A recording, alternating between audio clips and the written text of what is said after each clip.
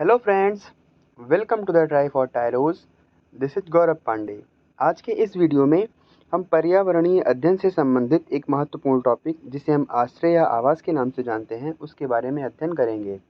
यह topic CTET, UP TET, KVS, DSSB, super TET इन सभी एग्जामिनेशंस के लिए अत्यंत महत्वपूर्ण है। इसके अलावा अदर स्टेट के जितने भी टेट एग्ज़ाम होते हैं या जो और अदर्स टीचिंग एग्जामिनेशंस हैं उन सभी के लिए यह टॉपिक बहुत ही महत्वपूर्ण है। तो आज के इस वीडियो में हम आश्रय या आवास से संबंधित उन सभी कंटेंट को समराइज़ करने का प्रयास करेंगे, जिससे कि किसी भी टीचिंग एग्जामिनेशंस में जब अगर इस टॉपिक से कोई क्वेश्चन पूछा जाए तो वह सभी आपको इस वीडियो के अंतर्गत आपको आसानी से प्राप्त हो जाए। तो जो ऐसे परीक्षार्थी हैं जो किसी भी टीचिंग एग्ज़ाम की तैयारी कर रहे हैं वह इस वीडियो को ज़रूर देखें और जितना ज़्यादा से ज़्यादा हो सके इसे अपने दोस्तों को शेयर करें ताकि उनकी भी कुछ ना कुछ हेल्प हो सके। तो आइए वीडियो को स्टार्ट करते हैं, जिसमें हम आश्रय या आवास टॉपिक के बारे में पढ़ेंगे और यह टॉपिक पूरी तरह से एनसीईआरटी की पाठ्य पुस्तक पर आधारित है। तो आइए बिना देरी के अपने वीडियो को स्टार्ट करते हैं। सबसे पहले हमारे जो पेपर में क्वेश्चन पूछे जाते हैं हम उसके बारे में जान लेते हैं। हमारे पेपर में विभिन्न प्रकार के जीवों के आवास और मनुष्यों के आवास से संबंधित कुछ क्वेश्चंस पूछे जाते हैं। तो उन्हीं के हिसाब से इस वीडियो में हम अलग अलग जगह पर कैसे आवास बनाए जाते हैं, उनकी क्या क्या विशेषताएं होती हैं, उनके बारे में पढ़ने का प्रयास करेंगे। तो सबसे पहला है पत्थर या लकड़ी के घर। तो पत्थर या लकड़ी के जो घर होते हैं यह मुख्य रूप से जम्मू कश्मीर और लद्दाख में पाए जाते हैं। तो यहाँ पर क्या होता है कि वर्ष भर बर्फ़ और बारिश होती रहती है, यहाँ पे लगातार बर्फ़ गिरती रहती है और हमेशा बारिश होती रहती है। तो जो यहाँ पर घर बनाए जाते हैं उनकी छतें ढालदार बनाई जाती हैं ताकि बारिश का पानी आसानी से नीचे की तरफ सरक जाए या जो बर्फ़ गिरे वो आसानी से नीचे की तरफ सरक जाए। और यहाँ के जो घर होते हैं वो मुख्य रूप से एक मंजिला या दो मंजिला बनाए जाते हैं और जो नीचे वाली मंजिल होती है उसका प्रयोग मुख्य रूप से जानवरों को रखने के लिए या विभिन्न प्रकार के सामानों को रखने के लिए बनाई जाती है। यहाँ की जो दीवारें होती हैं उसमें चूने की पुताई की जाती है ताकि वहाँ पर उनमें कीड़े ना लगें। और यहाँ पर कहीं कहीं यहाँ की जो छतें होती हैं वो समतल होती हैं, जहाँ पर अगर कभी धूप निकलती है तो सामानों को, जो खाद्य पदार्थ हैं उनको सुखाने के लिए उस छत का आसानी से प्रयोग किया जा सकता है। तो हमने क्या पढ़ा, यहाँ पे जो पत्थर या लकड़ी के घर होते हैं या मुख्य रूप से जम्मू कश्मीर और लद्दाख में ही बनाए जाते हैं और इनकी विशेषताएं क्या हैं कि यहाँ की जो छतें होती हैं वो ढालदार होती हैं ताकि जो बारिश या बर्फ़ के पानी हो आसानी से नीचे की तरफ सरक जाए। और यहाँ की जो दीवारें होती हैं उसमें चूने की पुताई की जाती है ताकि कीड़े ना लगें। और यहाँ के जो घर होते हैं वो मुख्य रूप से एक मंजिला या दो मंजिला बनाए जाते हैं, जिसमें नीचे वाली मंजिल में जानवरों को रखा जाता है या सामान रखे जाते हैं और ऊपर वाले में जो मनुष्य होते हैं वहाँ पर रहने के जो रहने वाले इंसान हैं वो वहाँ पर आसानी से रहते हैं। दूसरा है बांस या लकड़ी के घर। इस प्रकार के घर ऐसे स्थान पर पाए जाते हैं जहाँ पर बारिश बहुत अधिक होती है और ज़्यादा बारिश होने पर अगर बाढ़ आए तो उससे घर में जो रखी हुई चीज़ें हैं उनको कोई नुकसान ना हो। तो इसलिए जो यहाँ पर घर बनाए जाते हैं वो बांस पर बनाए जाते हैं और बांस के ऊपर घर बनाए जाते हैं। 10 से 12 फुट की ऊंचाई पर जो घर होते हैं वो 10 से 12 फुट की ऊंचाई पर आसानी से बनाए जाते हैं और ये इसलिए बनाए जाते हैं ताकि बाढ़ के पानी से घरों को कोई नुकसान ना हो। और तीसरा घर है मिट्टी के घर। इस प्रकार के घर मुख्य रूप से राजस्थान में बनाए जाते हैं। जिन स्थानों पर ये पाए जाते हैं वहाँ पर बहुत ज़्यादा गर्मी पाई जाती है, मतलब जो मिट्टी के घर होते हैं वो गर्मी जहाँ ज़्यादा पाई जाती है उन स्थानों पर बनाए जाते हैं। और जो इस टाइप के घर होते हैं उनकी दीवारें क्या होती हैं, अत्यंत मोटी होती हैं ताकि उसमें ज़्यादा गर्मी अंदर ना जा सके। तो बाहर की गर्मी को रोकने के लिए यहाँ की जो दीवारें बनाई जाती हैं वो बहुत ही मोटी बनाई जाती हैं और दीवारों पर लगातार पुताई की जाती रहती है मिट्टी से ताकि वो टूटे फूटे नहीं। और ज़मीन पर गोबर से लीपा जाता है, उसकी पुताई गोबर से की जाती है ताकि कीड़ों से उसको सुरक्षा प्रदान की जा सके। और जो यहाँ के घर होते हैं ऊपर छप्पर, मतलब घरों के ऊपर छप्पर बनी होती है और छप्पर में नीम और कीकड़ की लकड़ी का प्रयोग किया जाता है ताकि उनमें कीड़े ना लगें। और यहाँ की जो घर होते हैं वो जिस मिट्टी से बनाए जाते हैं उनमें भूसा मिलाया जाता है ताकि जो मिट्टी रहे वो मजबूत रहे, मतलब जो दीवारें बने वो मजबूत रहें। और घरों की दीवार जितना ज़्यादा से ज़्यादा हो सके, मतलब अधिक से अधिक मोटी बनाई जाती है ताकि गर्मी से आसानी से बचा जा सके। तो इस प्रकार के घर मुख्य रूप से राजस्थान में पाए जाते हैं, जहाँ पर बहुत ज़्यादा गर्मी पाई जाती है। तो वहाँ पर गर्मी से बचने के लिए मिट्टी के घर का प्रयोग किया जाता है और यहाँ पर घरों में छप्पर का इस्तेमाल किया जाता है, जहाँ पर जो छप्पर होते हैं उनमें नीम और कीकड़ की लकड़ी का प्रयोग किया जाता है और उनमें जो घास फूस जिसको पुआल कहते हैं, इन सब का भी प्रयोग छप्पर में किया जाता है। आगे है ईंट के मकान या ऊंची इमारतें। इस प्रकार के मकान मुख्य रूप से मैदानी इलाके में पाए जाते हैं, जैसे हमारे उत्तर प्रदेश हो गया, मध्य प्रदेश हो गया, दिल्ली हो गया, पंजाब हो गया, मतलब ये सब जो एरिया हैं, जो मैदानी क्षेत्र हैं, यहाँ पर ईंट के मकान पाए जाते हैं। यहाँ पर ऊंची ऊंची इमारतें पाई जाती हैं और ये जो बड़े बड़े शहर हैं, इन सभी जगह पर ये ईंट के मकान पाए जाते हैं। ये मुख्य रूप से 1 मंजिला, 2 मंजिला, 3 मंजिला या बहुमंजिला हो सकते हैं। तो मिनिमम 1 मंजिल से लेकर कई मंजिल के घर बनते हैं, बड़ी ऊंची ऊंची इमारतें होती हैं और यहाँ पर ये जो मकान होते हैं मुख्य रूप से समतल क्षेत्र पर पाए जाते हैं। अगला है बर्फ़ के घर या इग्लू। आपने देखा होगा जहाँ पे जो बर्फीली ज़मीनें हैं, जहाँ पर लगातार बर्फ़ गिरती रहती है, वहाँ पर वहाँ के लोग रहने के लिए इग्लू का प्रयोग करते हैं। इग्लू क्या होता है? इग्लू बर्फ़ का घर होता है। यहाँ पर बर्फ़ के टुकड़ों को अलग-अलग ब्लॉक्स में काट करके उससे रहने के लिए घर बनाए जाते हैं, जिसे हम इग्लू कहते हैं। तो बर्फीली क्षेत्र में इग्लू का प्रयोग किया जाता है रहने के लिए। यहाँ पर बर्फ़ के टुकड़ों को जोड़कर बर्फ़ के घर बनाए जाते हैं, जिसे हम इग्लू कहते हैं।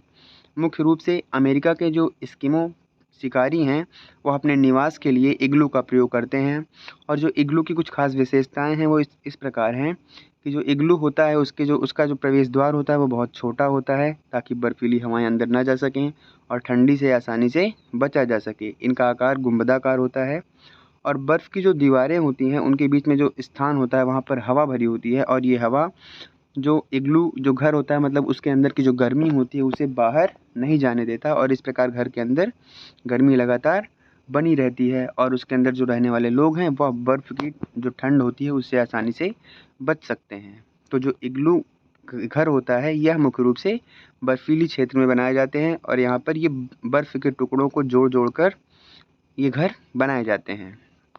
मुख्य रूप से जो एस्किमो प्रजाति होती है वह अपने स्थायी निवास के लिए इग्लू का ही प्रयोग करती है। अगला है हाउस बोट। हाउस बोट मुख्य रूप से केरल और कश्मीर में देखे जाते हैं। जो हाउस बोट होते हैं इनकी लंबाई कम से लगभग 75 से 80 फीट तक लंबे हो सकते हैं। छोटी से छोटी हो सकते हैं, लेकिन मैक्सिमम इनकी लंबाई 75 से 80 फीट तक हो सकती है। तो ये बहुत लंबी नाव होती है जिस पर रहने के लिए घर बना लिया जाता है और लोग इसमें रहते हैं और एक जगह से दूसरे जगह पर आसानी से जल के माध्यम से आ जा सकते हैं। तो कश्मीर और केरल में रहने के लिए लोग हाउस बोट का प्रयोग करते हैं और यहाँ पर जो हाउस बोट मतलब जो बोट पर घर बनाए जाते हैं वो लकड़ी के बनाए जाते हैं और उनकी छत पर कुछ नक्काशी की जाती है, मतलब उसे सजाया जाता है, जिसे हम ख़त्म बंद के नाम से जानते हैं।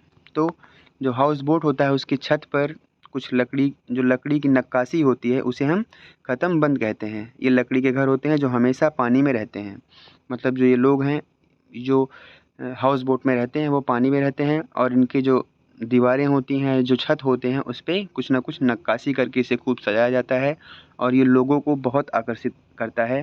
मतलब जो पर्यटक आते हैं वह इसमें रहना चाहते हैं, इससे और मतलब इसमें बैठकर घूमना पसंद करते हैं। इसके अलावा अगला है डोंगा या नक्काशी रहित हाउस बोट। या इसमें जो ये भी कहाँ मुख्य रूप से कश्मीर में पाई जाती है और ये छोटी नाव होती है।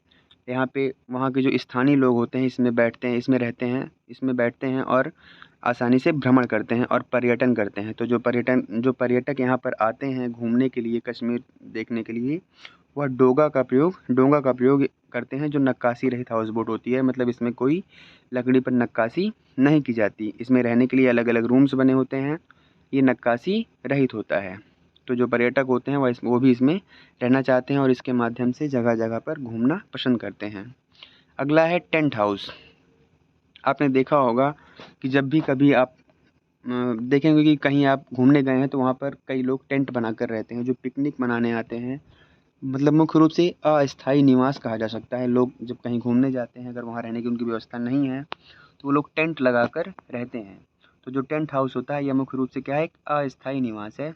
जो कहीं ये लोग मतलब जो लोग टेंट हाउस बनाते हैं वह कभी कभी कपड़ों का प्रयोग करते हैं, मतलब कपड़े के बने हुए टेंट का प्रयोग करते हैं अपने रहने के लिए, कहीं कहीं यही जो टेंट हाउस होते हैं ये प्लास्टिक के बने होते हैं और लोग इसी टेंट में रहते हैं। जो पर्वतारोही होते हैं वह भी इन्हीं टेंट में रहते हैं, लेकिन उनके जो टेंट होते हैं वो एक ख़ास तरह की 2 तह वाली प्लास्टिक शीट से बनते हैं। जो इनके पर्वतारोही के जो टेंट होते हैं वह 2 तह वाली प्लास्टिक के टेंट से बने होते हैं ताकि ठंड से आसानी से बचा जा सके। चांगपा जनजाति के लोग जो अपना टेंट बनाते हैं वो रेबो से बनता है। रेबो क्या है?